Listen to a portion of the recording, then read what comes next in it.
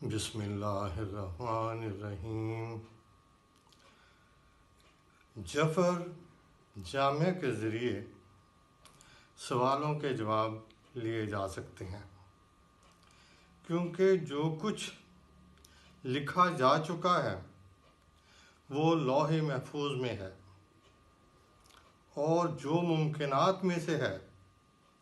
وہ حروف کی صورت اس کتاب میں موجود ہے، اگر کوئی پڑھ سکے۔ امام جعفر صادق علیہ السلام کا فرمان ہے کہ اگر قرآن میں یہ آیت نہ ہوتی کہ وہ جو چاہے مٹا دے اور جو چاہے ثبت کر دے، سورہ رعد، تو میں قیامت تک واقع ہونے والا ہر واقعہ بتا دیتا، لیکن قلم نے جو لکھا ہے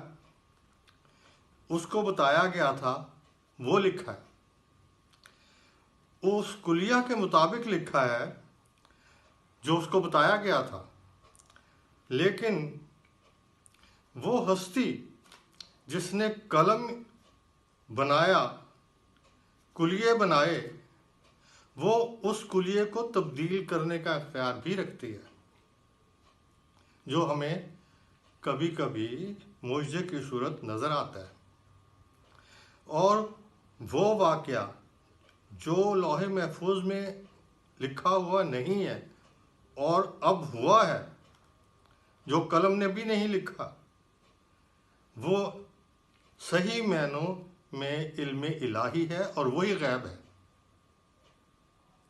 غیب وہ نہیں ہے جو لوح محفوظ میں لکھ دیا گیا ہے، کیونکہ اس کو تو کچھ پڑھ سکتی ہیں ہستیاں۔ غیب وہ ہے جو اللہ تعالیٰ کے علم میں ہے، اور آپ جانتے ہیں کہ اللہ کے علم میں اضافہ نہیں کیا جا سکتا، اس کو تو بہت شروع سے علم ہے، اور اس میں کوئی اضافہ ہم نہیں کر سکتے، کوئی واقعہ اس میں اضافہ نہیں کر سکتا، ورنہ اللہ جو ہے اللہ نہیں رہے گا کہ اگر اس کا پہلے علم کم تھا اور اب علم زیادہ ہو گیا۔ تو یہ بات اللہ جانتا ہے کہ وہ کب یہ توفیق کسی کو دے گا کہ وہ تقدیر کو اپنی دعا کے ذریعے بدل لے۔ اللہ تعالیٰ اس بات کو جانتا ہے کہ کوئی شخص کس وقت دعا کرے گا اور پھر اس کی تقدیر کو کس طرح سے بدلا جائے گا۔ ہم جوز کے نہیں جانتے، ہم یہ کہتے ہیں کہ ہم نے دعا کی اور اللہ تعالیٰ نے اس دعا کے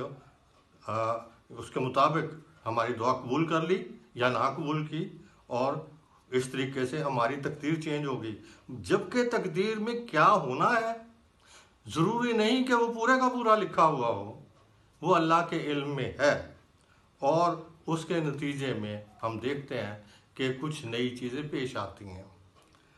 اللہ کے علم میں جو کچھ ہے وہ اللہ تعالیٰ آہستہ آہستہ اپنے بندوں پر خزانے اتارتا ہے۔ ہم دیکھتے ہیں مثال کے طور پہ کہ انٹرنیٹ کی بدولت لوگوں کو، لاکھوں لوگوں کو آج روزی مل رہی ہے، جبکہ کچھ عرصہ پہلے اس کا نام و نشان بھی نہیں تھا۔ تو اس طریقے سے اللہ اپنی غیب کے خزانے نئے نئے کھول دیتا ہے، اور ہم جب اس سے مدد مانگتے ہیں تو وہ ہمیں ملتی ہے، مدد اس سے ہمیں ملتی ہے۔ ہم اصل میں اس لیے پیدا نہیں کیے گئے کہ ہم صرف اس دنیا میں آ کے تو دنیا کی چیزوں کو استعمال کرنا شروع کر دیں، حالانکہ یہ ہمارے لیے مسخر کی گئی ہیں، لیکن ہمیں جس مقصد کے لیے پیدا کیا گیا ہے وہ مقصد اللہ تعالیٰ نے بتا دیا کہ میں نے انسانوں اور جنوں کو محض عبادت کے لیے پیدا کیا ہے، اور عبادت اس وقت تک نہیں ہو سکتی جب تک کہ اللہ تعالیٰ کی معرفت نہ ہو۔ الا لیعبدون کا مطلب ہے الا لیعرفون، باقی